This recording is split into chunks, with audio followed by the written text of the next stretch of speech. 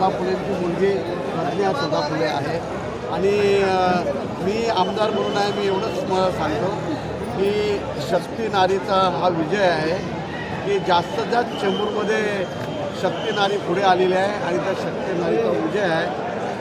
मी एवढंच आमच्या दोन्ही मुख्यमंत्री उपमुख्यमंत्री धन्यवाद देतो की त्यांनी आमचं चेंबूरमध्ये आणि अणुशक्तीनगरमध्ये व्यवस्थित आमच्या शक्ती नारीला तिकीट दिली, त्याबद्दल त्यांना धन्यवाद देतो. आणि आज तुम्ही पाहिलं आहे सर्व शक्ती नारी आज रस्त्यावरती उतरले होते आणि मोठ्या संख्येने प्रचार फेरीमध्ये ते सामील झाले होते. आज तोच हा विजयचा नारा आहे आणि हा विजय निश्चित आहे. ह्या तिघींचा हा विजय निश्चित आहे आणि महायुतीचा विजय हा निश्चित होणार आहे.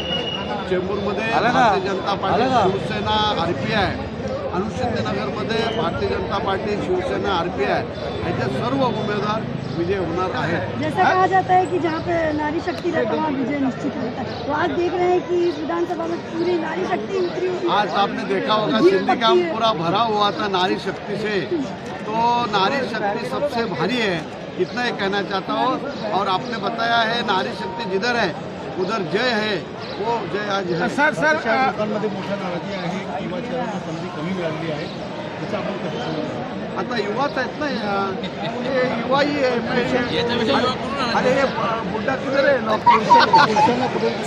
सर लाडकी बहीणचं फॅक्टर किती काम करणार आहे? सरकारचं हा काय निवडणूक अधिकाऱ्यांनी म्हणजे त्यांनी सरकारच्या माध्यमातून एकदम कायदेशीररित्या आरक्षण आलेलं आहे आणि आरक्षणमुळे कुठेही नाराजी नाही आहे.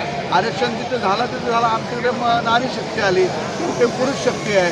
अख्ख्या मुंबईमध्ये पण पुरुष शक्ती भरपूर आहे. हा निवडणूक किती महत्त्वाची आहे काय हा अत्यंत महत्त्वाचा निवडणूक आहे. आमचे नेते एकनाथ शिंदे साहेब उपमुख्यमंत्री आणि माजी मुख्यमंत्री यांच्यासाठी खूप मोठी निवडणूक आहे आणि ही निवडणूक जिंकून येणं हे त्यांच्या दृष्टीने खूप जरुरी आहे. कारण का त्यांनीच हा संकल्प केलेला आहे की मुंबई महानगरपालिकेमध्ये शिवसेनेचा महापौर, महायुतीचा महापौर बसावा असा त्यांची इच्छा आहे. जैसे सरकार को पता है कि औरतें घर अच्छी महापौर संभाल महायुतीचा असणार आहे.